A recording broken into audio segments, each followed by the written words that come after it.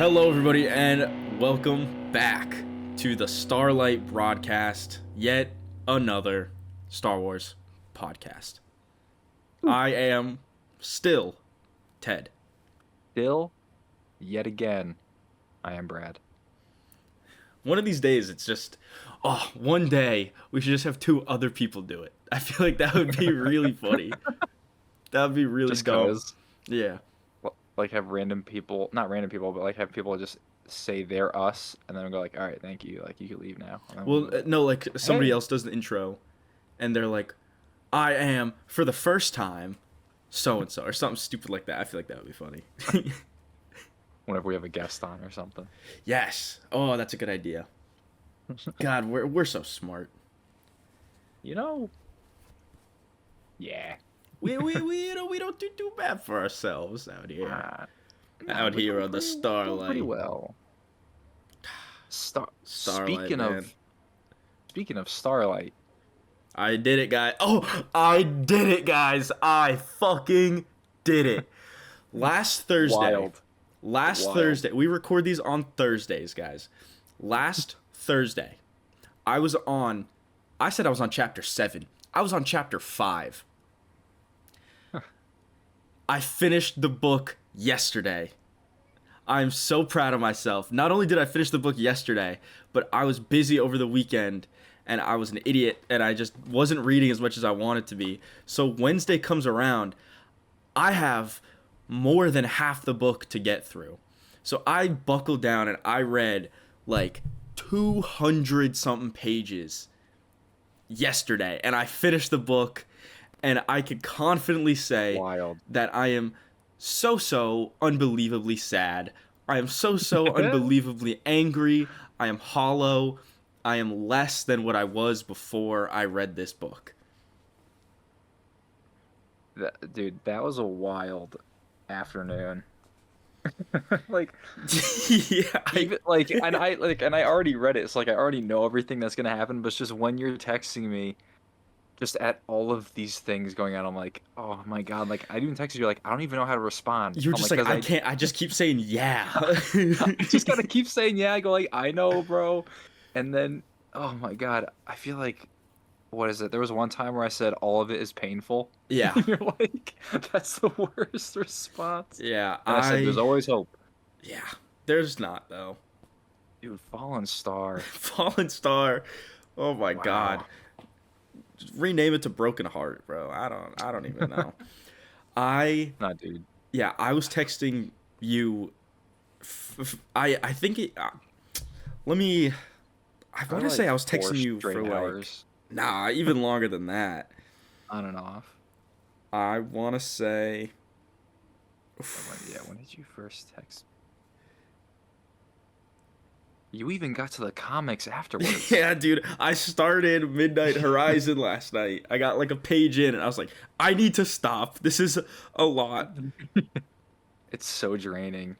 Yeah. You can't just like start to just like after reading Fallen Star, you can't just like casually jump into the next book. Like it's not that. I texted you, it's done. I feel horrible at 6:43 p.m.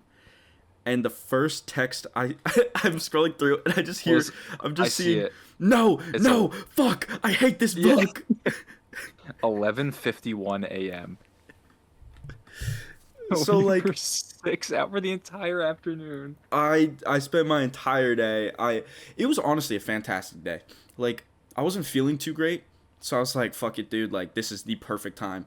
And I was just in bed and my cat, she usually like does her own thing. She cuddled up next to me the entire day.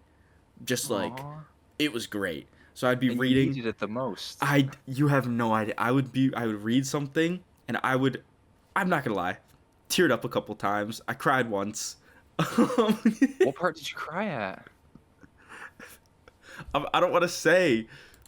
It. You gotta tell me off the air. Hang on, ready? I'll just. Are you gonna text I me? just messaged it to you. Oh. I cried at that part. Oh. That. Dude. Yeah, guys, we're gonna have to have a very in We're depth. gonna be so vague right now. There will be a full in-depth uh episodes probably Phase 1. about I think phase 1. we're just going to Umbrella Phase 1, talking about Yeah. whatever. Once we hit phase 2, I think it'll be fun to do like book reviews afterwards.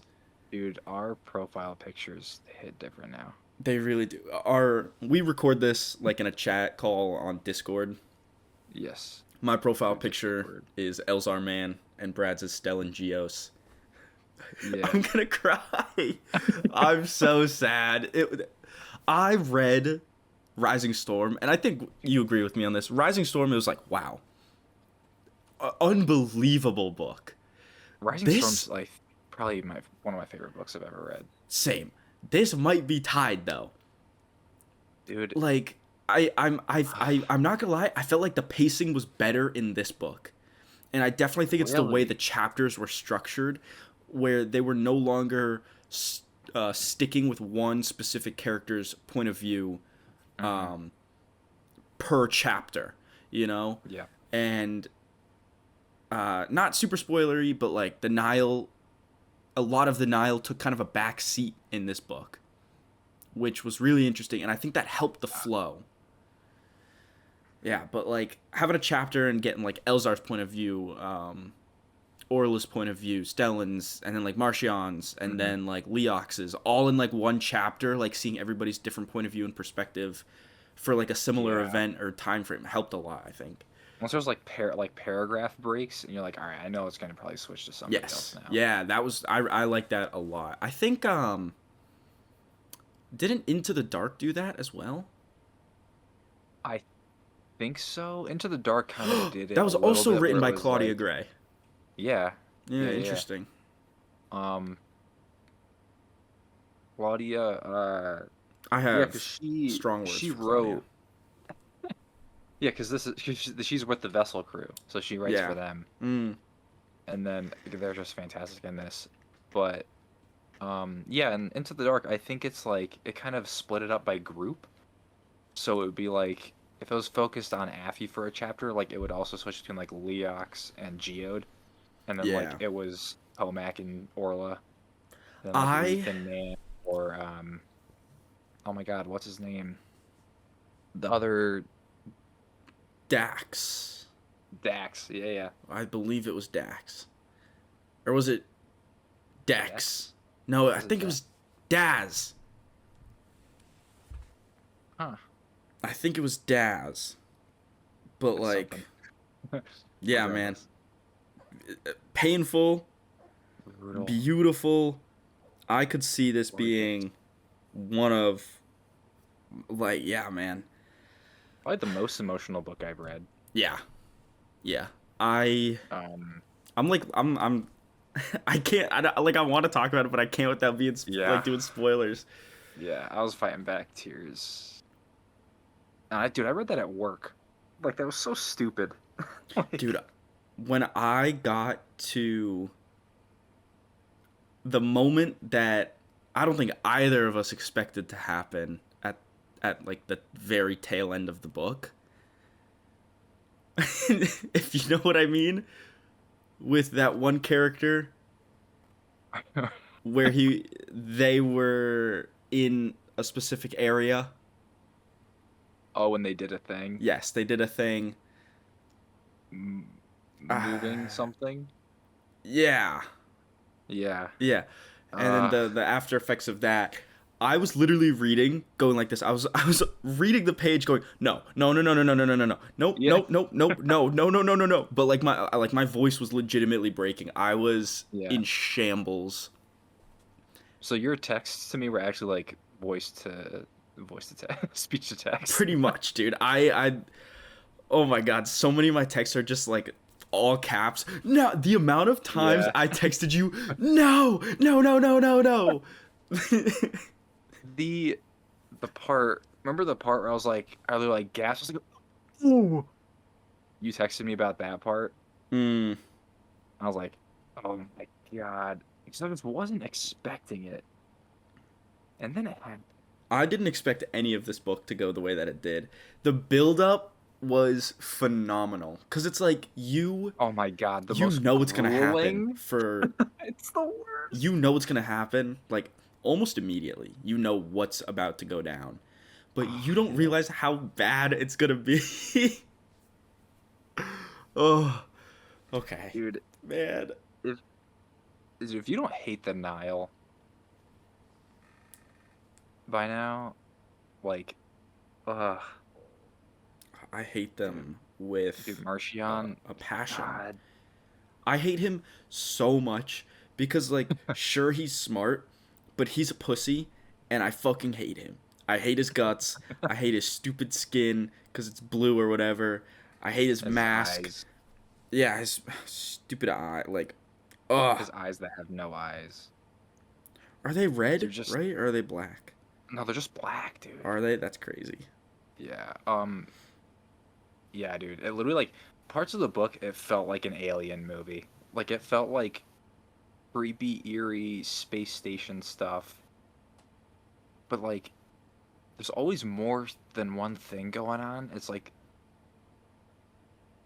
there were parts of it where I was like, oh, like that is like freaky, you know. Yeah. And there are other parts where I'm like, I am really sad. And there are other parts where I'm just like cheering. Yeah. And it's just like, like it's so well done. Yeah. Yeah. Oh man. All right. We gotta move on. We gotta move on because All right. we're gonna. It's already been over 10 minutes. I was just talking about that book. It's important, dude. We Yeah. didn't even talk about the comics, because the comics. seem to Comics, visually- man. Oh. No. All right. No. It was just seeing the Mario. same thing happen over and over again. I texted but you about that actually too. seeing it, Like yeah. I'm like, I can't take this anymore. Like I can only handle so much in a day. Mhm. Okay. It's brutal. It is brutal. So, pivoting Yeah. away from the heartbreak. Yeah. This is our 11th episode. Yeah. I said I wasn't gonna celebrate these after 10. That was a lie. We hit 11, dude. We are into the double digits now. Like it's So people have seen 10 now. yes. Oh, you're right. Cause yeah. Really curious how Whoa. that's gonna go. Yeah, I'm very interested to see how that's gonna go. That's But- that's fun. That was such a fun thing to record. Oh my god, it was so fun. This isn't just our 11th episode. Oh baby. Oh baby. This is the beginning Say it, Brad. Say it. of fucking Andor April. Yes! Oh my god. I woke up. I texted Brad today, all caps. First Andor April recording. I've been waiting so long. Oh my god. I'm so happy, guys. I don't think anybody knows how excited I am. It's a month literally dedicated to the show. Self-explanatory. Exactly. This is also coming out a week from today on Thursday because since I forgot, I messed up and I didn't upload an episode when I thought I did. We're now a week removed. So episode 10 comes out when the first episode of Andor April was supposed to go. That's on me, guys. But so 2 episodes in a week. Spoiled. Ooh. You guys should be happy. Mm-hmm. And it's talking about Andor. Come on, you're gonna be happy. Andor. We're starting off. We're backtracking. We're going season 1. If you guys haven't seen the show, can't recommend enough. Yeah. Just watch it. If Oh, you yeah. don't feel like watching it, listen to us talk about it. We're not going to hit everything, obviously. There's a lot going on. A lot. But this is also full spoilers. Like from Yes, this for point all- on, for- full spoilers. For the entire season recap, Yeah. review, Yes. retrospective. This episode is just gonna be the first, like the Ferrix Arc, the first 3 episodes Yes. of Andor. This is Are they called chapters? No, that's Mando. Right. This is just episode Yes. 1, 2, 3. Yeah. Well, actually, no. They have Do they have names? they do have episode names. Hang All right, on. so we have episode 1, Casa. Episode 2, That Would Be Me, and Episode 3, Reckoning. Yes, sir. I First of all, I cannot believe this show came out in 2022. That's crazy. Because this show came out, and I don't think I watched it until 23. I had to tell you to watch it. Yeah, I because remember. I was just like, Andor, like, I don't know. I'd seen like screenshots. The only screenshot that I can remember seeing before I saw the show was the eye. And I was like, what the fuck is that? I'm like, what? But yeah, man, I watched it as it came out, bro. I'm I so watched it on I'm so excited for season 2. that weekly drop, dude. Oh my god. I'm jealous, man. I am. Oh man, dude. Yeah. It was something. But yeah, this. Do we just want to like jump into it? Do we just want to attack this? I think so. I googled Andor season 1, so I've got a little 1-episode summary of each episode. Perfect. So, yeah. Season 1, episode 1. Guys, we're in Andor April. Once again, just wanted you guys to know. Welcome. Episode 1, Casa. When Cassian Andor's reckless search for answers about his missing sister makes him a wanted man, he returns to his home planet in hopes of selling illegal ship parts and reconnecting with his mother. Not the most accurate description. And I think you're looking at the same thing that I'm reading, because sister is not there. Yeah, sister's completely It missing. just says missing. Oh, yeah. Which I don't know if that's like on purpose. Definitely not. It's definitely just No, definitely not. bad. Do you remember the first time you watched this episode?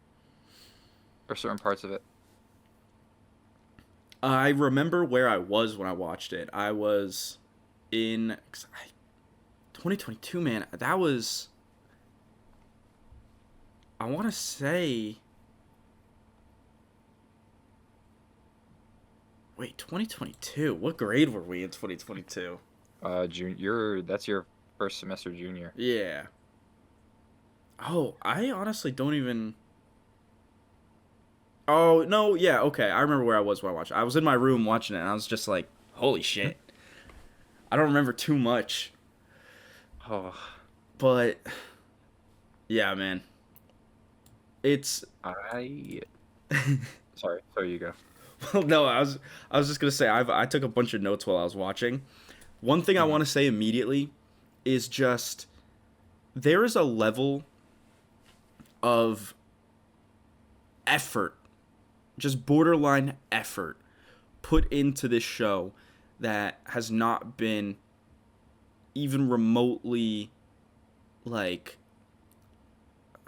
that not any other Disney Plus Star Wars show has come close to comparing to. Like, I would yeah. only argue Clone Wars 7. Okay, I will give you Clone Wars 7, but okay, live action then, but Yeah, maybe the closest I'd say is Mando season 1. yeah, Mando 1. Yeah, that's And yeah, like Skeleton Crew is a different type of vibe. yeah, Skeleton Crew's fun. This is yeah, this is it's a still a real good gritty show. Yes. And I don't know if you noticed this, and I'm really curious if it's going to be different for each arc, but I'm like 90% sure that the title card sequence for Andor, what ends up becoming the logo for the show, starts out, I want to say, as Canary. It's Canary on the horizon light coming through. Oh. And because it's like a greenish color, and then when it turns into metal, the texture changes and the pattern for it turns into like scratched metal. And I noticed that, and so every time I was watching the next episode, I was staring at it, and I was like, that's totally Kenari, which is really, really cool. And I Ooh. wonder if that's gonna change with each one. Yeah, I gotta pay attention to that next time. Right out the gate, I just want to talk about everything on Morlana 1 in this opening sequence and the catalyst of the whole show. Yeah. This fight scene in the alleyway. I remember watching it the first time, and I was just like, "Oh my god, I love this!" like this makes me so happy, because I'm an action movie, whatever. I just love it. Yeah. And I love choreography and all that stuff. So like when I see this Star Wars show, no music, pure sound effects, good scrappy choreography, brutal, and that is what starts it, I'm locked in. Yeah. I love that it's scrappy is the perfect way to describe it, because he is so determined to survive that he will do anything.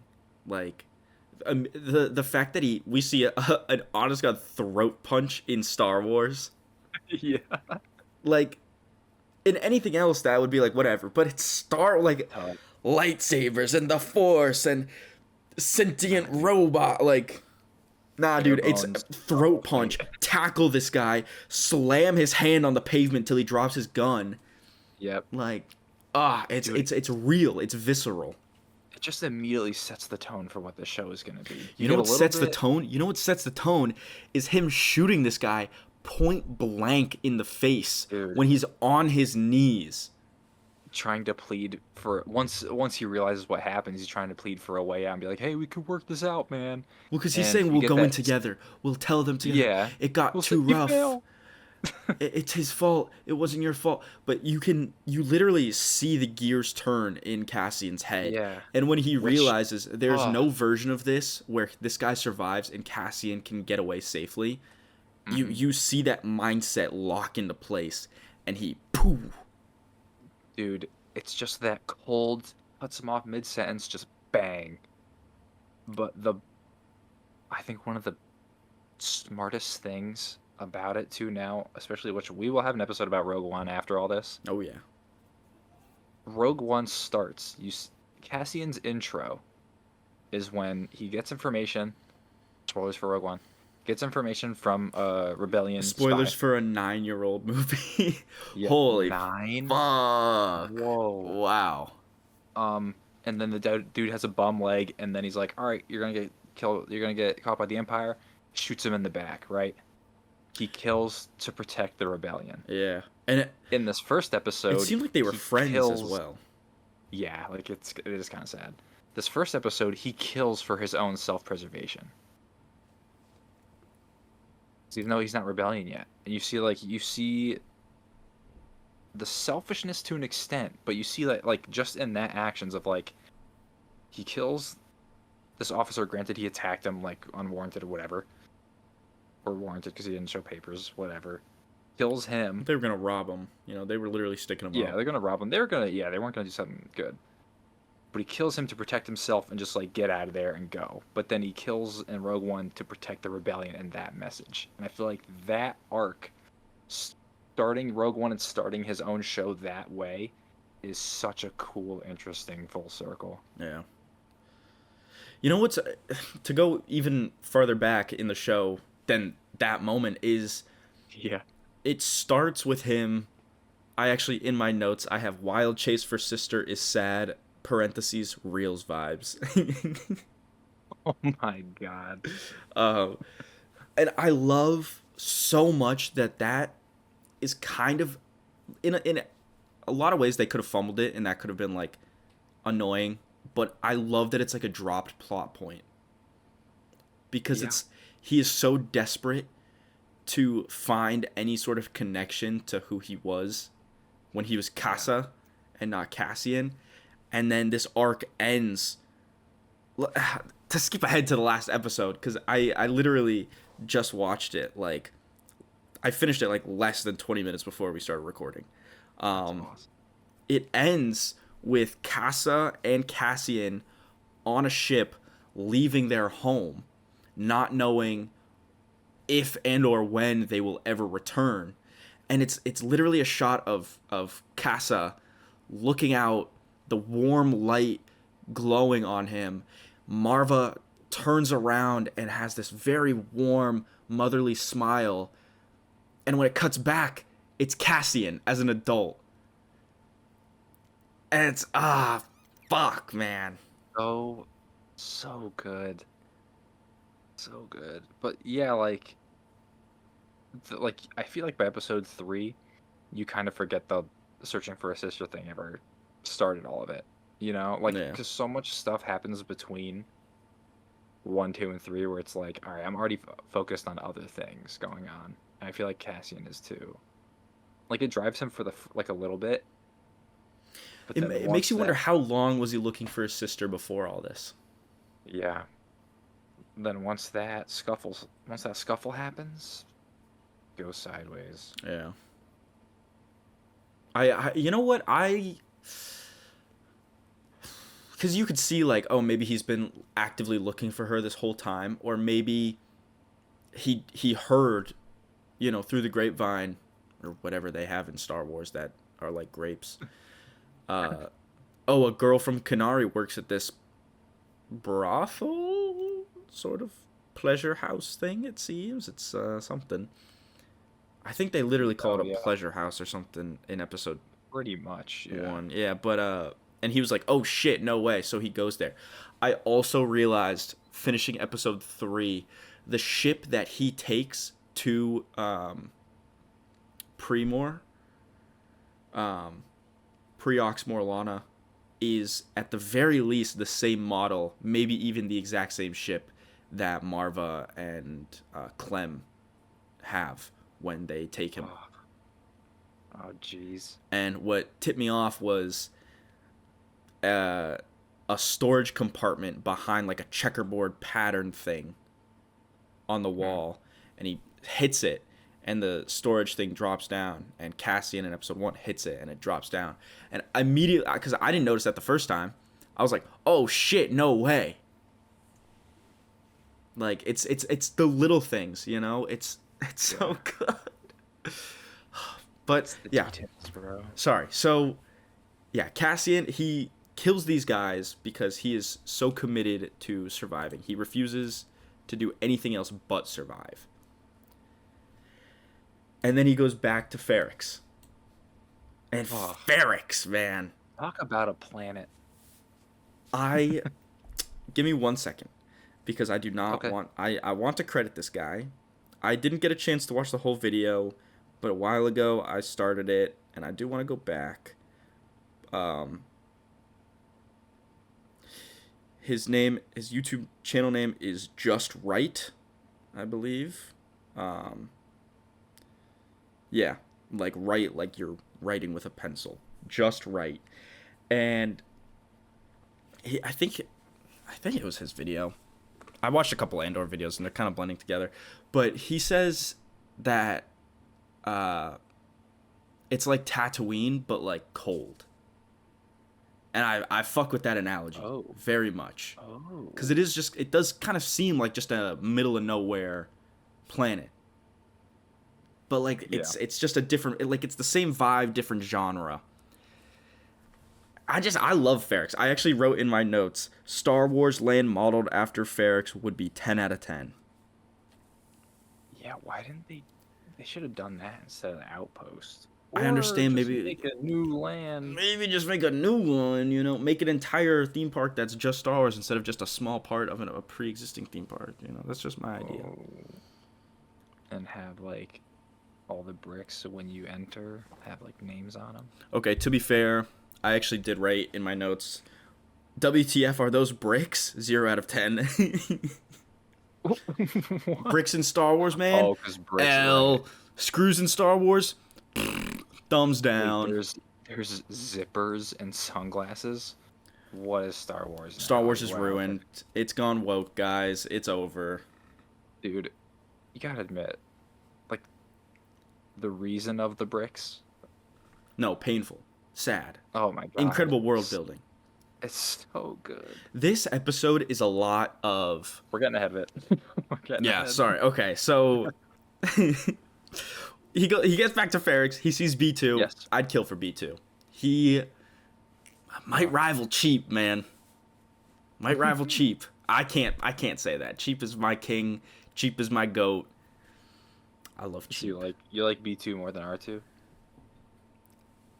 I don't know if I like actually do, but I just think B2 is the cutest motherfucker ever. B2 's Where such a he's like, good droid. I need you to make a lie for me. It's like, I have adequate power reserves. You didn't see me. You don't know where I am. That's 2 lies. Like, I love it. And I love his design because It's so different. It's he so can cool. he can like expand a little bit, and it like a allows it allows for a lot of character movement. Like when he says Yeah. that's 2 lies, he like looks down and kind of sinks down a little bit. Yeah. It's Or, really like good. when is there a scene where I don't want to get there. I don't No, know get if there. I'm Go talking there. about the right thing. Go there. Are Get there. Cassian and Marva arguing, and then he just like goes like sinks all the way down? It's just like you could tell like he's like really nervous and Yeah, like like kind of he's upset about the whole thing. like I feel so bad for him. Yeah, but oh dude, his loyalty to Marva. No, it's Marva All right, is let's talk about Marva. yes, okay. Okay. Also, too, let's go back to this. Cassian Andor played expertly by Diego Luna, both in Rogue One and the show. Yeah, Can't wait to see season without 2. a doubt. Fiona Shaw plays Marva Andor. Yeah. Talk about a mother figure. Dude, I was thinking about it. Maybe the best mom that we've seen in Star Wars. I mean, Shmi is pretty fire. Shmi's great. I'm not saying okay. Okay. Maybe not the best. But she's One up of there. the best. Yeah, she's without a doubt Definitely she's up up there. there. They immediately for me when we talk about Marva, such one of the most important parts of Star Wars to me is the idea of found family. Yeah. And nothing I think says that more than this literal found family where she finds this kid is immediately like they're going to kill him and possibly everyone that he knows. I'm not going to let this innocent child die, and then just takes him. Oh, so good. It's so good, man. Like And isn't he talking like he doesn't? He's just talking in his native tongue. Like he doesn't know. he What's doesn't going on. know basic at all. Basic is Yeah. the Star Wars English. Yes, Galactic Basic. Yes. He was speaking what Canarian? We don't know. Yeah, but I think they literally just said speaking Canary. Yeah. But yeah. I like yeah, but- she and her dialogue consistently, I love saying this, consistently and constantly is so fucking good when everybody is banging the metal throughout Ferrix and one of the Pre-Mor agents, she starts talking to him and he's like, stop talking. And she just goes, it's a short monologue, you know, but like, wow, man, it's so good. She just has, do you know She's the just word? wise. Yeah, wise. She's just wise. It's like She's- intimidation, though, you know? Yeah, but because you know what it is? It's like it's like when you're being talked down to, but it's done so maturely and softly that it's even more demeaning. That's what she did to that guy. Yes. Where it's like she is so certain of what she is talking about, doesn't have to raise her voice, barely has to even like make eye contact with them. She knows what she's talking about. Like you get it. Yeah. And it's just she seems like just the wise like grandparent, you know, where it's Yeah. like you would go to her for like life advice and just talk about whatever, you know, and like Yeah. she would always have the answer. Like she's like Aunt May, but in this. Mm. That's a good comparison. Yeah. I she is such and it does almost bother me how I mean, she's in the show relatively consistently, but I wish Mhm. we got to see more of her because seeing the way that the people of Ferrix care for her, like She's so when the respect. Premor agents are in her house and they come out, a whole crowd is like, "What are you doing to Marva? She's just an old woman. What are you doing to Marva?" Like there's and also the whole community was banging. Like it's such a Hmm. tight knit, caring, trusting place in the galaxy, which I love so much because it looks sketchy, it looks dirty, it looks grimy, it looks like an unsafe space. But then you see all these workers hang their gloves out in the open, which is also from that video I saw. This guy mentioned it as well. So I don't want to take credit for this. He brought this to my attention where it's all these people, the entire wall is covered in gloves. Every morning they wake up, they grab their gloves, they go to work. There's no fear that somebody's going to steal their Clean gloves gloves. or Yeah. or something's going to happen to them because it is such a good community. It doesn't matter what it looks like. Everybody there is there not only for themselves but for each other. Cassian going to Brazo saying, "You saw me Oh, last night. We went Brasco. to your house. We got drunk. I fell asleep on the couch." And Brazo immediately clicking in and being like, "You insulted my choice of drink. You've tripped and hit your head on the chair, and that's how you got that cut on your cheek." Like, ugh. I wrote that down. I wrote immediately sets up believable and long-lasting friendship with Brasso. Yes. Like, just based off that quick interaction. Yeah, like you literally you see it in his face when he connects the dots. He's like, "All right, He's I like, got you." because he asks like, "Are you really doing this?" And he's like, "We went back to your place." And he's like, "Okay, all right, sure, for sure." Caffeine just repeats it. You're like, "All right, dude." Like, I man, get I it. love the community on Ferrix. If Galaxy Getaway, no. Where would I want to live? I could live on Ferrix, man. Like, I could do that. Yeah, like I feel like we didn't pick Ferrix to go to on the Galaxy Getaway because like it is kind of such a regular kind of place. Yeah, But like if you're living on that planet and then you go to the other ones that we said for the vacation, beautiful. 100% valid. Yeah, fantastic. Plus, it's got like a whole. It still has a whole shipyard and everything. Like it's, at least from the parts that we see, and it has those nice, big, vast fields outside of it. It like aside from the more industrialized like main town or city area, like it's a Hmm. pretty planet. Yeah, Man, dude, it's so good. I yeah. I forgot. I was looking at my notes and I remembered I only wrote down paper notes for episodes 1 and 2. I have episode 3 notes on my phone, so I have even more to say than I thought. But okay, where were we? Are we still on episode 1 or are we just honestly talking about the whole arc? I think we're just going about the whole arc. All right. Uh, If we're talking about characters, there's a character that I really want to talk about. oh, also too, Yes. Brasso, played by Joplin Sibtane, I believe is how you say his name. That might be one of the coolest names I've ever heard. Yeah. Really good, Yeah, he's really good actor. he like yeah, bro, come on. He's so good. Oh, it's crazy. Yeah, so I okay. Luthen. Luthen Rail. Oh God, we're going into the. I We're have to. diving deep I already. have to. I have to. Like before we even really talk about Cassie, dude, I gotta mention him. Dude, He's my favorite character one in of this show. one of the characters of all time. Yeah. I I think he could be in my top 10 all-time Star Wars characters. Hang on, what season 2 does? Yeah, man, but like even season 1, his monologue about sacrifice. All right, well, hey. Sorry, I'm getting way too ahead of Okay, myself. okay. It's just every now and again I will just listen to that Oh, dude, me too. and I cannot believe that first of all, no, not only his monologue, but Nemik's Manifesto, which I'm so excited to talk about next week, Gosh. are two pieces of writing that I find it legitimately insane that are in Star Wars. That they came from Star Wars. Like, oh my god.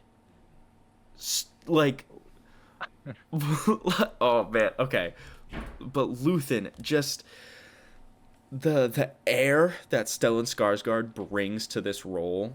Dude, he's such a beast. He's so good. The voice he uses, but more importantly, the physicality behind it. I find, oh my god, like, I'm obsessed with it. we're not even talking about like the other part of him either yet. No, yeah, we're strictly like, just talking about the real Luthen. Yeah. When he is on that sort of the space bus, the sky bus or whatever, and that guy's talking to him. I also saw a theory that old mustache dude talking to Luthen was a member of the Rebel Alliance. Oh. Okay. And that's why he kept saying like, "Oh, they'll bleed you dry here. You know, they're always trying to get something from you. You know, oh, I really hate the system. Oh man, I hate the Empire." Like, you could kind of connect those dots in a way. Like, he was trying to suss it out. I don't know, but interesting. But what was I saying? That conversation starts with Luthen dead-faced, deadpan, not really talking to him. But this guy doesn't really let up, and he keeps talking, and I think he can pick up on the vibe of who Luthen is. And that also kind of adds to the idea that maybe this guy is a rebel soldier, and he can just kind of tell when somebody is inherently a rebel. Mm-hmm. When you get to episode 3 and Luthen leaves the bus, this guy says, this guy's like, "You're not staying in a hotel?" And he's like, "Not tonight." And he goes, "Good," or whatever. And he makes he makes Luthen like laugh. And I just think like that's so interesting how like this character was able to kind of break down that wall, but the thing that makes him laugh is again being against the system. And it's almost like, is Luthen laughing because this guy's trying to give him advice, but he doesn't even know how much against the system Luthen is, you know? Yeah, like you don't know how right you are right now. Yeah. Pretty much type thing. And the way, oh man, his first interaction with Cassian. Oof, can we talk about this? Yes. Please, can we? We're also, holy shit. Do you want to guess how far into the recording we are right now? 15 minutes. Nah, I'm kidding. 35 minutes. 43 minutes. Nice. This is going to be a long episode, but it's okay. Good thing we're splitting this up about the arcs. Yeah. Imagine if this was just a straight season 1 review. No shot. Sorry, I had to drink some water. I'm getting all flustered. Okay. Their conversation blows my mind because Cassian the whole time is very much to the point.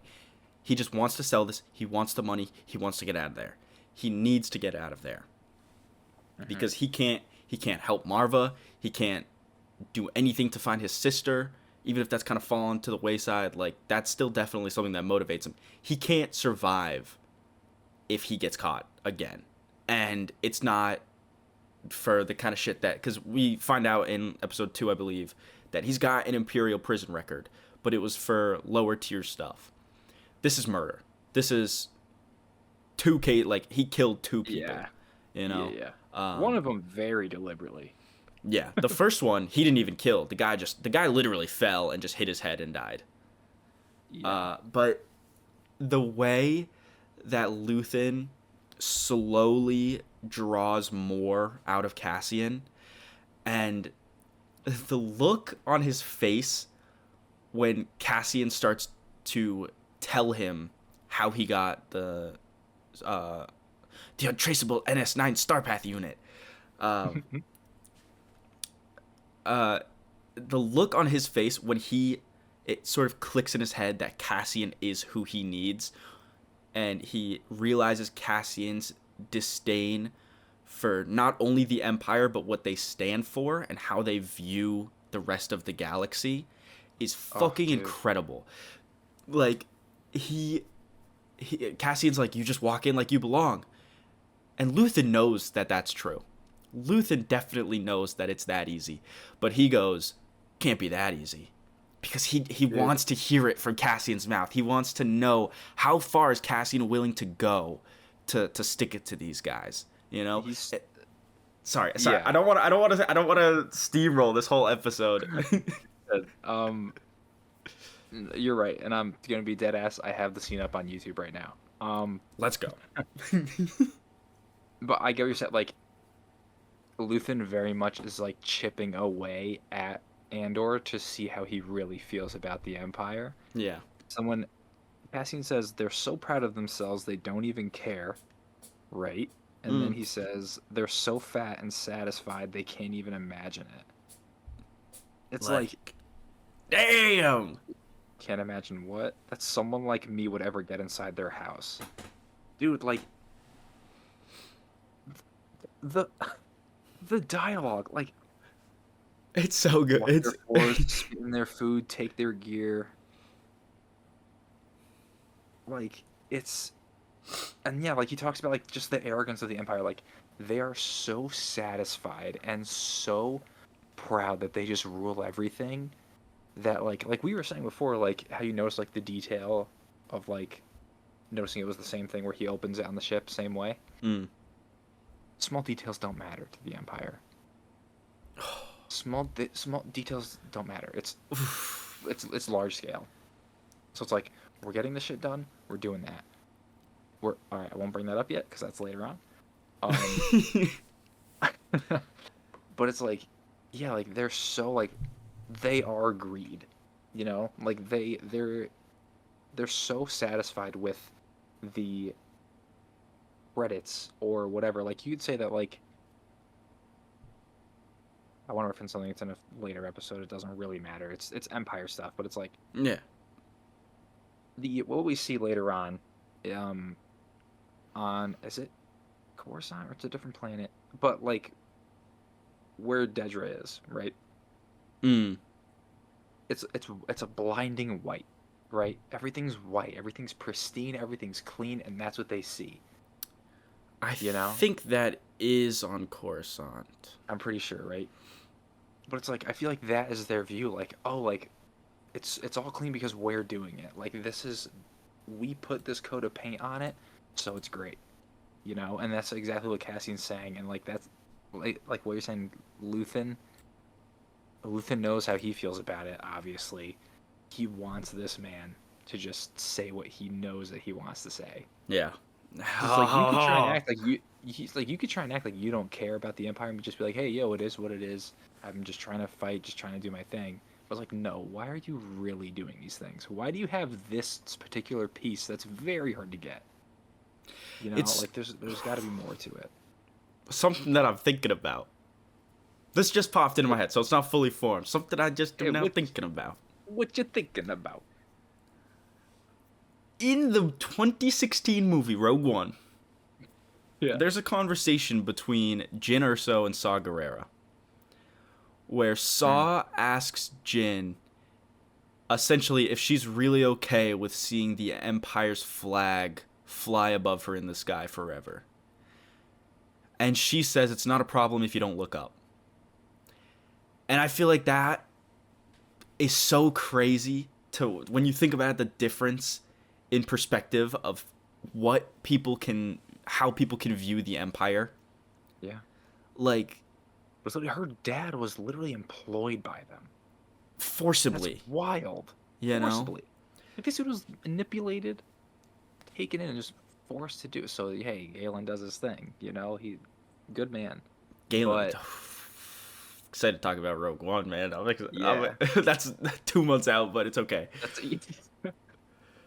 Yeah, I just think it's interesting how people who have been affected by the Empire can almost cope with the different ways of how they hate it, you know? Like, she hates it, sure, but she feels probably so powerless in the fact that the Empire ripped her family away from her. Mhm. Her adoptive father abandoned her when she was 16. Think about it. She was probably like, I don't know, like, I'm really bad with guessing ages, especially for kids, because I don't know what the fuck, like, what's a 9-year-old's foot, like, I want to guess that she was like 8, but she could be like 12, maybe. Nah, at the start of Rogue One.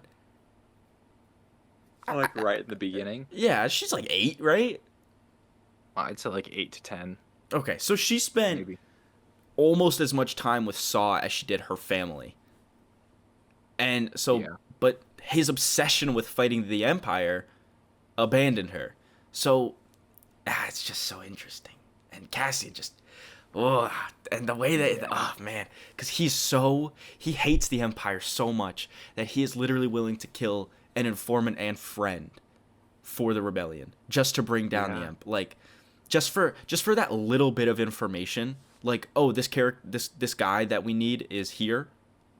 That's all That's you it. can tell me. You have to die. We can't let them know that we know even that. Like, Hmm. oh man. Like, So off topic, real quick.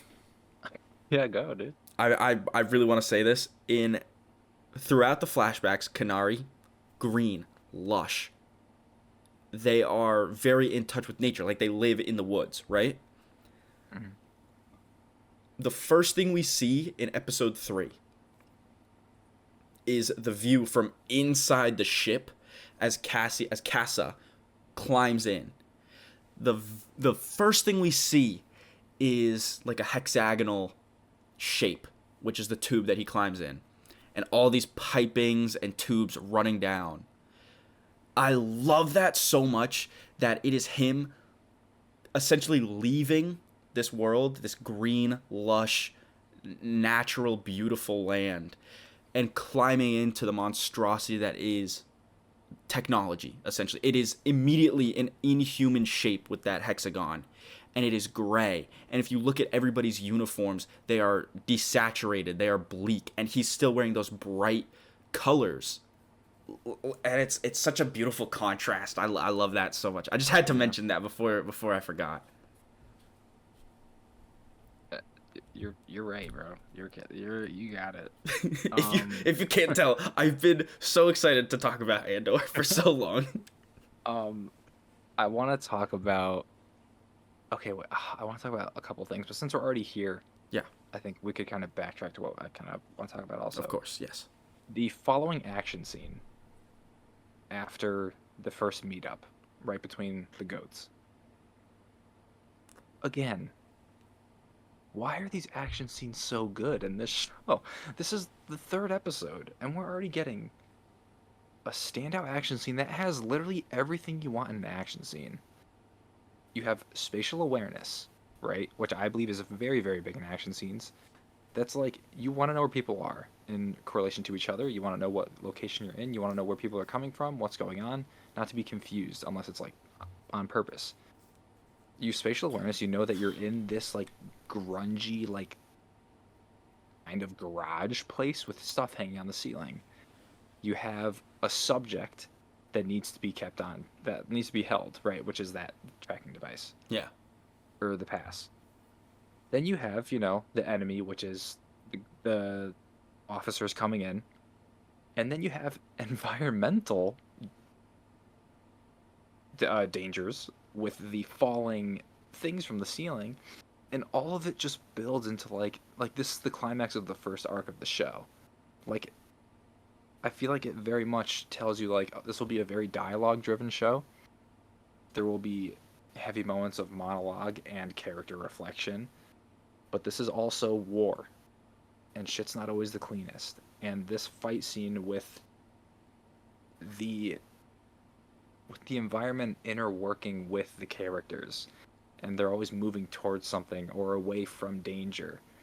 It's just so well crafted, simultaneously while other stuff is going on too.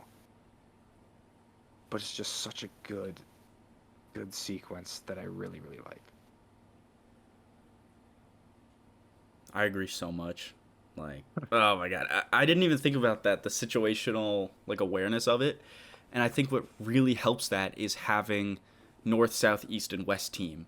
So you're constantly hearing about their positions and their locations, and whichever team is interacting with Cassian and Luthen eventually, like, that immediately tells you, oh, they're here, they're here, they're here, they're there. Yeah. And, yeah, man. You know exactly what's going on. You know who's coming from where and what the point of all of it is. There's been incredible build up to this moment, you know? And you have these two guys that just met and now working together. Yeah. Like, once, you know, Luthen gets what he wants, he's like, hey, like, you know it, hey, you know now. I just You love... don't think you care, but I got you. I love how Luthen, like, Cassian says, like, do you even want the unit? And he's like, if that's the only thing that I can get, then yeah, I'll take it, but I'm here for more. Oh, Like, oh, good for man. you, dude. The dialogue in this fucking show. Oh my Dude, god. they were on some spice right in this shit. Like that, or like one of Leox's mint sticks. Like, dude, I want a mint stick. Yeah, the dialogue is so cracked in this show. It's ridiculous. But yeah, love that action scene. Relates, you know, brings everything together. Even stuff after that, which brings us, Ted, Oh yeah. to Searle. Oh god, Searle Khan, played brilliantly by Kyle Soller. How's it Ted, spelled? take the wheel, bro. He is, you know, I feel very strongly about this. In a different version of this story, he's the protagonist, he's the good guy, he's the hero. Because he has this innate sense of justice and the desire to do what is right. But he doesn't know what is right. I feel like. You know what I mean? He is so pathetic. But like, I think he has a very black and white sense of what is right and what is wrong. yeah. Like, people are dead. Sure, that's bad. But the context of how they died, is their death really that bad of a thing? You know? No, and it's exactly what his superior officer tells him. He's like, dude, this shit happens. Like, we're not gonna lose our minds just after this small thing. They were in a place of business that they're not supposed to be. They were drinking while they're not supposed to be because they're working. And then they harassed an innocent man and picked a fight with him, which they shouldn't be doing. Like, this guy, like, he wasn't even there, and he literally knows so well, like, I mean, obviously there's the report, like, oh, they were here, and then they went there, but, like, he knows what happened, you know, without even being there. He knows exactly what happened, because this shit happens. But for Cyril, all he can focus on is two people that work for this company, that work for this security force, are dead. This needs to be brought to justice. Yeah. The worst possible person for him to meet was Linus Mosk. Oh my god. Because he propelled him way too far. He's like, yes, sir. I totally agree, sir. Like, dude, beautiful impression. You got it. Thank you. Do I have... Okay, Sergeant Linus Mosk, yes, played by Alex Burns. Also really good. He says shit for the first time in Star Wars history. I just want that out there. You know, it's important. That's a great fact. Yeah. And on my notes, I wrote, Searle is way out of his league. He's overconfident, overcompensating. He realizes it's more than he can handle. And I feel like all of that is pretty much embodied when he can't give a speech to the men like Mosk can. But they're pretty much doing it together because Mosk agrees. Dude, nail it on the fucking head. That speech, quote-unquote speech, it's really just like 2 sentences. It's him, because like it almost starts strong, you know? But it is so close to being just okay. Oh man, we just hit an hour in the raw recording. That's crazy. Andor April! Andor April! Lock in, guys. Go for a drive, you know, fucking whatever. Wake up and just sit down and listen to this. Who cares? We could crack a beer. We dropped these at like 2 p.m. Don't crack a beer. Yeah, on a Tuesday, no less. Well, hey, this comes out on a Thursday. Thirsty True, Thursday. right, That's a thing. right. But that speech exactly very much highlights that yes, he has this drive to do good, but he cannot follow through with it. He is completely outclassed in every practical aspect. He's really good when he's back at HQ being like, "Hey, you should do this or I'll find somebody who can. You guys need to do this right now. Get on this stuff right now." Yeah. And like, man, It's funny that you say yeah. it's funny that you say practical too, because there's even the scene where his commanding officer comes back. He's like, "Did you change your suit?" It's like, Yeah. yes, I took a little bit of creative liberties with my suit. I that changed it. It's like, bro, what are He's you like some doing, piping, dude? some fitting. It's like- but he plays him so well. So No, it's like, this so dude well. is just like the first time I watched the show, I'm like, this dude's low key so annoying, just because he's not he's trying to make something that's so minute way bigger than it is. Yeah. It's Right, but then that leads into, the rest of the show, which we'll talk about. But like, yeah, his unwillingness to let this go after a direct order from his superior to, in fact, let it go, hmm changed what was the accidental kind of death of two members to almost like half a dozen deaths. oh, at the end of episode 3, you're saying? Yeah. Like he is responsible for more deaths than Cassian at this point. Sure, like maybe Cassian That and we've Luthen. seen, yeah, like in the lens of the show, yeah. Yes. Like sure, Cassian and Luthen pulled the trigger the explosives, but it is his unrelentingness. Is that a word? Unwillingness to let it go. Unrelenting sense of justice that put them there. Like, It's so interesting, and like, yeah, like what you're saying, like when he's talking to the team back at the office, where he's like, "You guys got to do it." He's like, "I'm gonna get let's go. mad." I think he literally hits the let's go, Yeah. people. Yeah, he does. Because like the whole time they're like, "Who are you, bro? Like, what?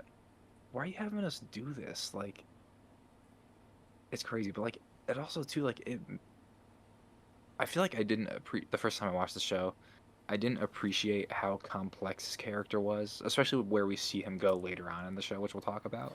I'm going to put this out there. I think he's going to become a rebel in season 2. Whoa. That's a crazy theory, but I just want to I just want to put that From out the- there and see if it comes true. From where he ends in season 1, you think he's gonna become a rebel? I think that would be interesting. Do I That'd be wholeheartedly super believe that? interesting. Not really, but I want to put that out there just in case it happens. There might be a scene, like, I could definitely see there being a scene where like him and Cassian make eye contact. I Like, wouldn't go hate a scene type thing. of Cyril and Cassian, sort of like Fisk and Matt from Daredevil. Oh yeah, just talking. Where they just talk on sort of like even ground. And like they know of each other, like they very much know about each other and they have a history, but it's just them talking.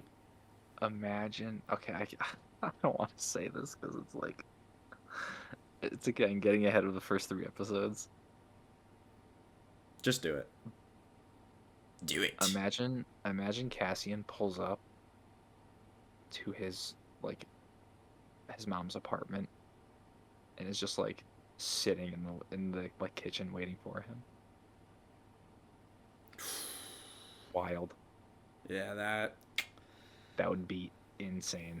yeah, that would But definitely it could be. also be one of those things where like Cassian is such a good, like, he's such a chameleon. He'll just blend in, like he'll just be like sitting and chatting with his mom, and he'll be like, "What the fuck?"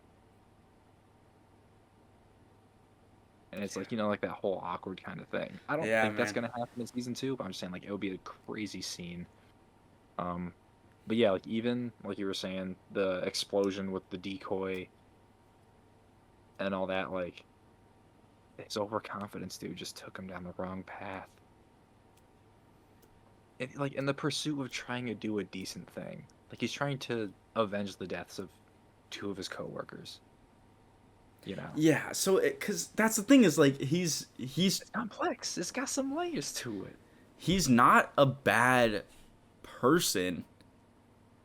Like he's Inherently. yeah, like he wants to do what is good. It's just the controlling force of what decides what is right and what is wrong is inherently evil in the galaxy at the moment. So if you want to do good, because there are people who are like, I want to bring order to the galaxy. Like there's a lot of pain and suffering, and I want to help fix that.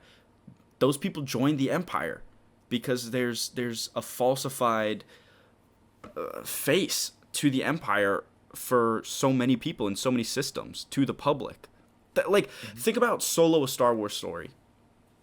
Right when he is going to sign up for the Imperial Navy, you literally hear like an upbeat version of the Imperial March, which is like the theme of the Empire in universe now, as well as like in the movies.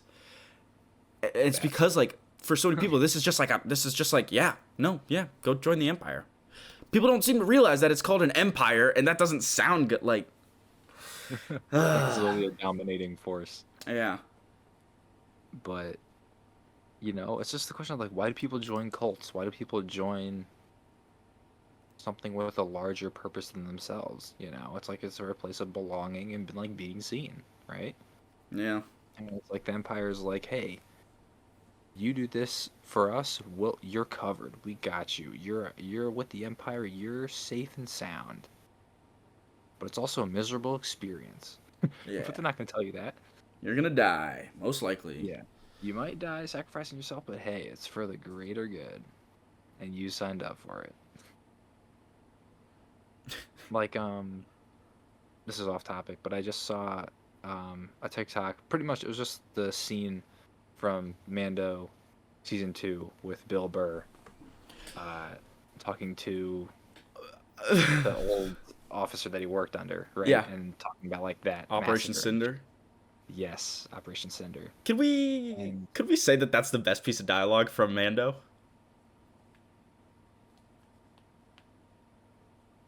I'm really trying to think of anything else that stands out to me dialogue wise. But I don't know, man. Like that might. And Bill Burr of all people. He's a good dramatic actor, dude. When he wants to be. He's a good actor. He's a funny guy. I'm trying to think. I don't even know. Maybe when he talks to the droid, when he talks to IG-11 in season 1, when he takes off the helmet. And shit. Like at the end of season 1, yeah. Yeah. But like, yeah, dude, like that. Yeah. Anyway. Anywho. So We were so close to staying really on topic for a second. Hey, you know what? Yeah. All right, watch ready. I'm gonna put us back on topic. Yeah, I'm ready. I'm so ready. So, while we're seeing Cyril pretty much, lack of a better term, put his career in danger, pretty much just get rid of it. And in Ferrix, right?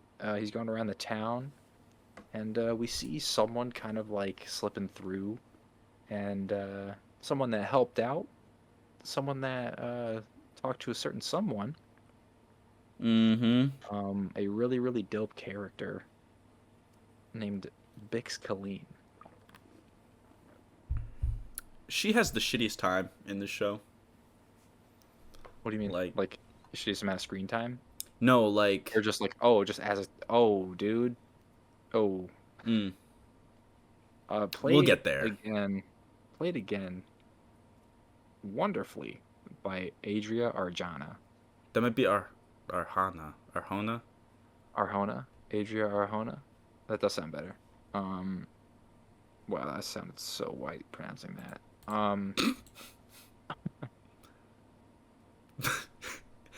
Great actress. I'm sorry, just I sound so white pronouncing that. You're just like, fuck, god. You gotta just. She's in Hitman, that Glenn Powell movie. Wow. Yeah, dude. That movie came out in 2023. What the fuck? She's really good in that. No, it didn't. That movie came out like last summer. Oh, okay, yeah. Premiered in 2023, released Yeah, Netflix 24. Netflix 24. Yeah, okay. Really good actress. Yeah. I like that movie. I thought it was fun. I didn't know it was gonna be a rom-com. I just thought it was gonna be a comedy. So like the romance aspect like took me out. I was like, oh, what? I think we've talked about that before. Yeah, so I think I liked it more because I knew it was a romance. Yeah. If I rewatched it, I probably would like it more. Anyways. Yeah. Bix. All right, let's talk about Bix. Bix Bros. Bix Bros. That's crazy.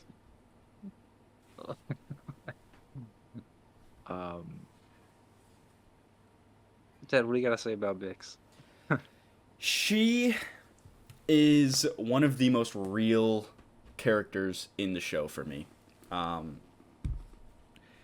She definitely, you can tell in just these 3 episodes that she has a complicated history with Cassian. Past relationship question mark? That's it's he puts a hand on like her wrist, forearm, close to her hand, and she literally pushes his hand away and then says, "I think you should leave." And like, but again, like it's so.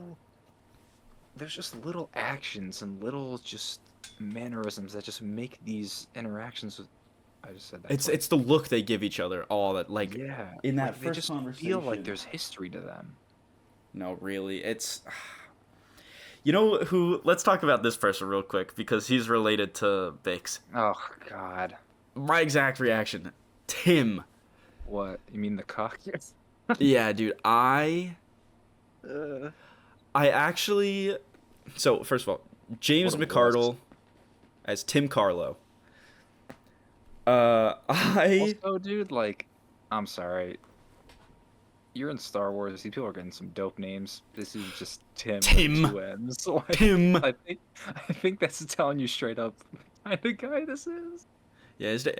What's your name? Cassian. What's your name? Brazo. What's your name? I'm Tim. I'm Tim. People call me Timmy. Nah, dude. About Tim, Ted. He is a cuck. He is a beta. He is a bitch. No disrespect to the actor. He does a really good job because he plays it really well. Yeah. Tim is not a character you're really supposed to fall in love with, and God willing, I do not fall in love with Tim. I don't think God willing was the right phrase. I just meant goddamn. Do I not like Tim? In episode 1, you can sort of understand why he may be a little bit antagonistic towards Cassian because all we see of him is it's kind of hinted that he has that relationship with Bix, and he, from a distance, it seems like Bix and Cassian like are almost flirting. From an outside perspective, you can kind of see that. But the more you find out about their relationship, like the less romantic it seems, and then the stupider he gets when he like betrays Bix's trust and Cassian's safety and reports him. Like, what the fuck? He's very passive aggressive. Yeah. And the first, like when he sees him, he's like, "Oh, hey Cassian, how are you?" No, it's like, yeah, it's very dry. He doesn't like him. And it's in episode 1 in that like sorry, I'm so sorry. You're good to go. Well, it's just in like the episode 1 in Cassian and Tim's like first interaction, they're talking about Bix, and Cassian says like she can take care of herself, like she's tougher than both of us. When Bix is trying to leave to go find Cassian, Tim stops her and says, "Don't do it." And she's like, "What are you talking about?" And he just goes, "He can take care of himself." Like, what a pussy ass bitch move, dude. You know, when you're seeing him drunk and he walks out of the thing and he just turns towards the phone, you're like, dude, oh my god. Like, you're just an asshole, bro. You know like, exactly what he's gonna do. It's like this dude just called a fugitive man, right? Because at this point, like, Andor's being pursued. well, right? it wasn't even Right. Cassian. It wasn't even Cassian until Tim. Like, they were just like, we're Right. looking for a man from Canary, Right. who was here. Like, I think they say like a dark skinned man or a tan skinned man. Yeah. And Don't they have like a drawing of him? only after he gives them his name, and then they're like, "Oh, we got a tip on this guy, Cassian Andor." Record says he's from Fest, though. It's also his official record says he's from Fest. Yeah.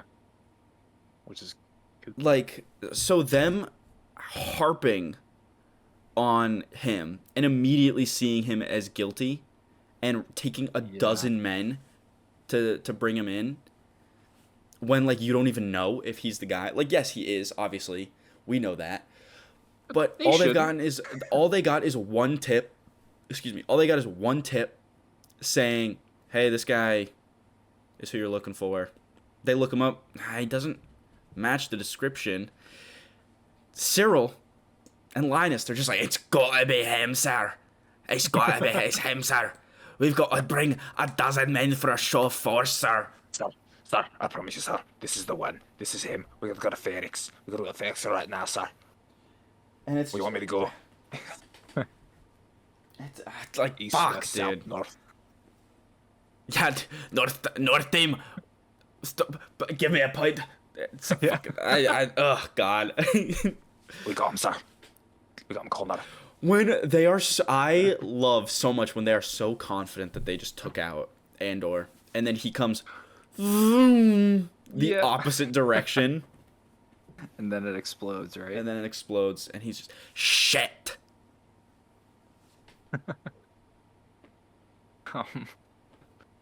Yeah, but Bix is... Oh, sorry, yeah, we were talking about Bix. I will have a lot more to say on her in future episodes. Right now, I feel bad for her. She very clearly is a hardworking woman. You know, she's just trying to make a life for herself. She cares for him. Yeah, Like, even like given whatever happened in their past, we don't know. It's like they obviously care about each other. they've obviously known each other forever. Like, Yes. and Like that. she like, knew I feel he was like- from. Also, we gotta remember Donnie. B2 Nope. Right? brings up Bix when Marva and Cassian are arguing, and he's Yeah. like, "She's not a part of this. Shut up." Is like that when Marva says, like, how the fuck does anyone know about Canary? Like, Yes. everything is from Fest. How does anybody know? And it's he's from like, Canary? "Officially, yes, but people, I don't know." Yeah. And then B is just like, "Well, what about Bix?" And he's like, "Hey, she's not a part. What? Shut up. Yeah. Come on, he's not part of this." I feel like Bix though would be the one to be like when Cassian's growing up. I feel like she would have been over his house with Marva like all the time. You know, Yeah, like I feel can like see they that. were like childhood friends that like they would always hang out. You know who I could see That- being a trio? Cassian, Bix, and Brazo. A little Yeah. constellation thing. Brasso and maybe. Bix interact a tiny bit, right? Yeah, I definitely think we'll see more in season 2. Oh my god, I'm amped to see more of Bix in season 2. I'm amped to see more Brazo, dude. I'm excited. I'm hoping he gets some real shine. Oh, dude, he shines at the end of the season. No, I know, but like I want more. I want more than just the Yeah. end of the season. I want him to be a fucking whole season. like just like a Yeah. yeah. Perfectly said. Doesn't he beat the shit out of Imperial? Oh, we're just going there. It, I said full said spoilers at the start of this episode. Yeah, we did. I I kind of tiptoed around that before, I'm sorry. but Okay, so yes, he does. you don't know what that is. Marva's bricked up. I'm sorry. That was a really bad joke. I'm sorry. That was bad. Oh man, maybe I'll bleep that out when we get It was there. only a matter of seconds before I thought you were gonna say that. I'm sorry, everybody. It's okay. I'm sorry. okay. I should hold myself to a higher standard for this. I know. Um, um, yeah, Bix is just, she's smart, she's resourceful, she's sweet. Um, she's just a good character, and she only really gets better. Yeah. Um, I felt so bad. First of all, she had to watch her boyfriend get shot in front of her, and then Dude was she a just had to dumbass. stare at him. Like, yeah, that's literally just had to unfortunate. stare at him with a concussion for sure. But the dude's, yeah, she gets rocked, right? Yeah, like heavy bleeding from the head. But the dude is running towards officers. And With they're like, guns. Hey, slow down, stop. And he's He like, literally "What are you-" he stops running, and they're like, "Don't come any closer." And then he's then he's just- looking at them, and then he goes, "What are you doing, dear?" And then the guy just shoots him. And it's like, all right, bud, like, And then he just like tumbles down the stairs, right? yeah. Oh my god, It's like, uh, freaking Tim. freaking Tim. Um, Of course his name's Tim. You know, course his come name's on, Tim. Ugh. Double M jeez. Tim. Double M Tim. Um, but yeah, the first 3 episodes I think is probably some of the best setup in the live action Star Wars shows. Definitely it's- like really good lore. Oh yeah, I think it has the most natural world building. Like of any of the shows, I would say Mando season 1 was up there. It's pretty natural. Yeah. That's the thing is I like Mando season 1 in a bubble is good. It is really good, and it was such a strong start for Disney. Like it was the first show to come out with Disney Plus. Like Disney Plus dropped, and Mando episode 1 episode 1 and 2 came out with it. I remember like downloading the episodes onto my phone at school because I was like, I want to watch these so soon. But then I was Did like, you watch them? I want to wait. watch I want to them at wait. I school? don't want to watch it. I was going to try, and I was like, hang on, I don't want to do this at school. Let me wait a little bit. You know. I might make you mad right now. Oh God. When did those episodes drop? Like Wednesdays? Yes, Wednesdays. So I think like Wednesday. Because the finale came out Wednesday, and then 2 days later, Rise of Skywalker came out on a Friday. Right. I think Thursdays I would have I hate you already. I can tell where you're going with this or something. I'm pissed. Thursdays I had a study period, and it was in a computer lab classroom. With like a cool teacher that I had, and then there were some friends in the same class, and he would put on Mandalorian on the classroom on the smart board, I hate you. and the whole class would just watch the new Mando episodes, and that would be the whole study period. Some people would obviously be doing homework and stuff, but dude, me and my friends would just watch the episode, and we would come in on Thursday and be like, ready for the next one? We're like, yeah, we're good. Dude, my school didn't have study period. That's What? and we had 4 hour-and-a-half long classes every day. That was it. Oh, so you never had a full 8-class schedule. No. You only had block days. Yeah. It was we had A, B, C, and D, but it would like cycle through. So like Monday A, B, C, D, Tuesday B, C, D, A, so on and so forth, or something like that. It was stupid. Interesting. Yeah. I think we had like 8 classes, and it would be like it would be Monday. Monday, Thursday, Friday, you go to every single class, right? Like 45 minutes every single class. And then Tuesday was 4 of those classes, double length, and then Wednesday was the other 4 double length. And then that was what Thursday, it was. Friday was just the same thing. Just Thursday, Friday was regular, just 1 to 8, like full day, all your classes. That's so weird. Yeah, so we had a block day schedule. Like a block day was that, which it was like the elongated period. I'm sorry, but I guarantee probably more people had classes like that, than like me. I'm kind of surprised you never had like a full class day. Yeah. I mean, I did every day.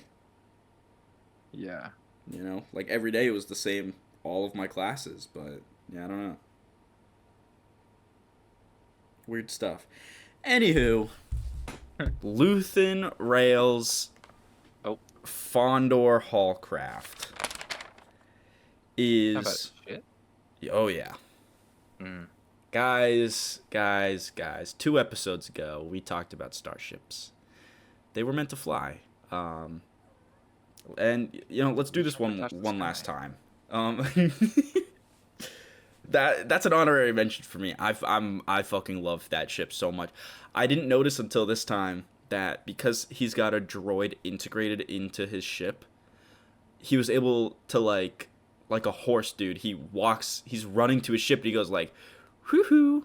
I'm not gonna whistle because I don't think the mic will pick it up. But he whistles and the ship like turns on and I'm like, that is the coolest fucking thing ever. All right, whatever. No, I didn't think the whistle would pick up, so I didn't. Whatever. Episode's over. Right. Goodbye. I wouldn't. Hey, it's not like my TIE fighter sound that didn't go through 4 times. I ended up putting the TIE fighter sound effect in there, but I kind of wish I didn't. Funny. Because Yeah. just It's listening just to it and just the silence. silence, and then you being like, that didn't pick up, did it? And I'm just like, Yeah. nope.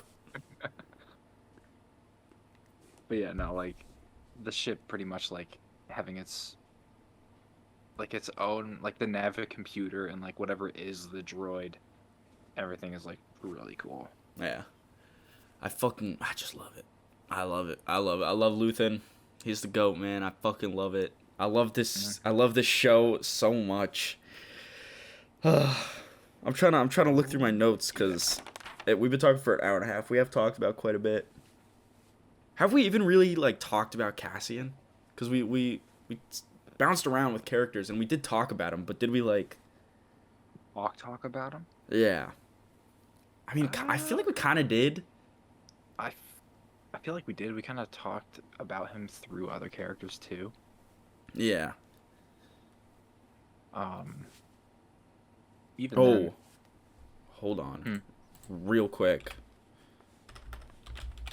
I'm going to leave in the typing so you guys know that I'm thinking real hard about this. Nicholas Britell is the composer for Andor. oh dude, the music. Oh my god. The I listened music, to the soundtrack a good amount of times. how do I want to say this? I think, yes, definitely slaps. Gas, heat, peak, what have you. I would describe it as Wizard. it's like hauntingly beautiful to me. It is.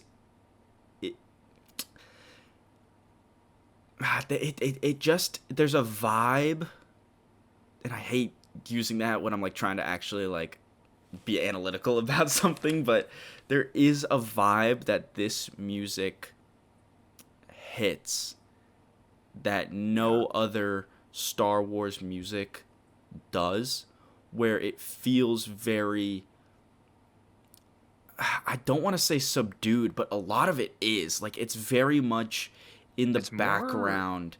It's more ambient than anything. Yeah, but in being like that, because when I think of Star Wars music, I think of big John Williams music, you know, like the Binary Sunset scene, you know, Leia's theme, the Imperial March, like the march, Order 66 march, like when Anakin's betrayal and everything.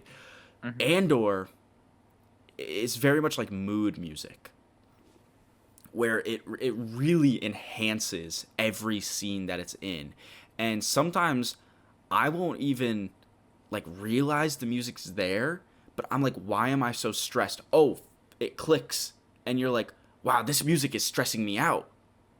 Like the music is making me stressed. And the end of episode 2 with Cassian walking across the shipyard, and you get those drums in there and the cymbals, and it's just Mm-hmm. it's this a really strong track. Like, have we ever had like drums in Star Wars before? You know, I like, Oh yeah. but You mean not like like drum that. kit or like orchestra drums? Like drum kit like that. You know, like Drum kit, yeah, I don't know. it really it strikes a whole different chord for me. And it Niamos? oh, is that the track you're talking about? Yeah, like the club track. Yes. Dude, there Can't, is can't play it because it'll get one. copyrighted, but Yeah, it's unfortunate. There's one track. I want to see if I can find it real quick. it's groovy. But yeah, like I get what you're saying, where like a lot of the music, it does that. It's the sneaky music. It's where it starts off like very quiet, and it kind of just matches with what you're watching, and then by the point you realize it, it's too late, and to where like the music is making you just as intense as what you're watching, Yeah, and then it it's just works together to just make you feel exactly what they want you to feel. perfect way to say that, man. Beautiful way to say that. This Thanks. show is, without a doubt, I feel very confident in saying it is. It has the most passion out of every Star Wars show. Mm. Because, yes, Mando season 1 was fantastic and it was a really strong start, but I can't help but feel as though it's been kind of brought down in the grand scheme of things, seeing as where the story goes and how it continues. And even when you really think about it, Baby Yoda force healing just so that when Rey does it in the movie that comes out 2 days later, people won't complain as much, even though they did. Yeah, they did. Like, that show to me seems more like synergy based with the rest of where they wanted to take Star Wars. This is just so much its own thing. And like, man, you know, it Yeah. it does such a good job. There's like, you know, every single aspect of this show is incredible. I love it. Can't argue there. Yeah. Also, too, I just want to say, like, I love practical sets. I love practical places, and this show has a lot of them. So many. And we didn't, like, just wait till we get to Aldani and all that stuff. Like, filming on location. It just hits different. And, like, set design, production design, everything like that, it just adds more and more to it. And again, like, just the further we get into the show, the better it gets, even, and it starts off amazing. So literally everything, like you're saying, to like everything from the brick in the ground that the Empire doesn't notice to the thing that's staring you right in the face, it is just all looks great, sounds great. And these are the first 3 episodes. The first 3 episodes, like, what? Like, what? We've been talking for over an hour and a half. Like, this is, oh man. I'm so excited, man. Andor April, let's go. Andor April. It's so good. Mm-hmm. I'm so excited. I'm really. I don't know if I have anything else to say really on these first 3 episodes. I think we exhausted it. Because I You think know? we still have a lot to say about the episodes to come. Yeah, definitely. As more characters come back or get introduced, and there's new places and new arcs and just great stuff. But for the introductory arc for the show, it's so good. It's so good, man. Like everything about it is fantastic in every single sense of the word. Truth. I'll keep saying that until we end. Like I cannot believe we live in a timeline where we actually get it, like Andor and Skeleton Crew. Like That's what's great about Star Wars. That's what's great about Star Wars. Yeah. While we're reading the High Republic, Ted. Oh my god, yeah. Like that's the thing. Like, yeah. It's Star Wars. This is a random side tangent. Mm-hmm. I love these. Why do we love Star Wars? Why do we love these stories? Because they're human stories. Because, of course, like poetry, it rhymes. Art reflects life. Life reflects art. There are messages and themes and stories and ideas and characters that people relate to and that they see themselves in, for better or worse. There's self-reflection, there's self-enlightenment, there's all of these feelings that you get when watching or reading or listening to Star Wars and just media in general.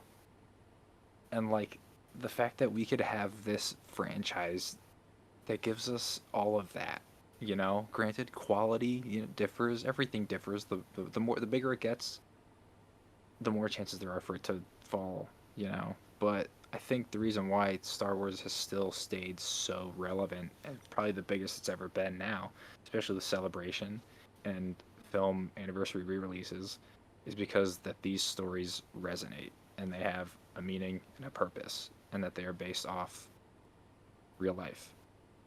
And when you get these stories from Tony Gilroy and all the fucking amazing writers on this show, that's what art is all about.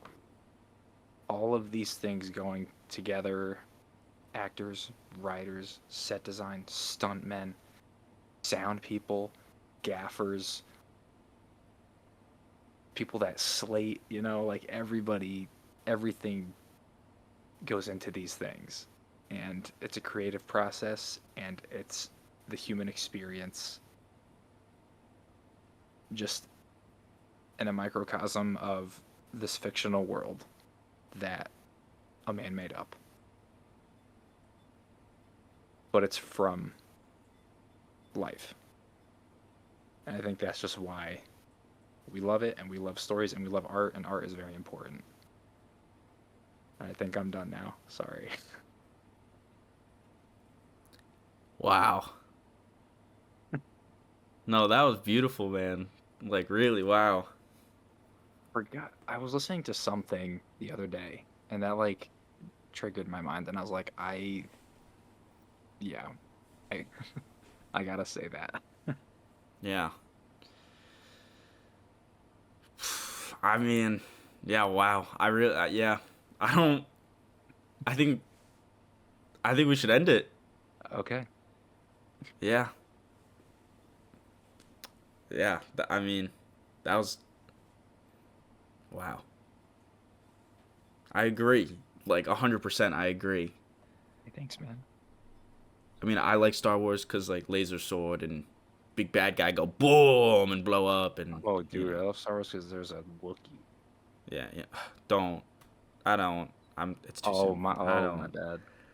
I meant Chewie. No, I know, but it's just...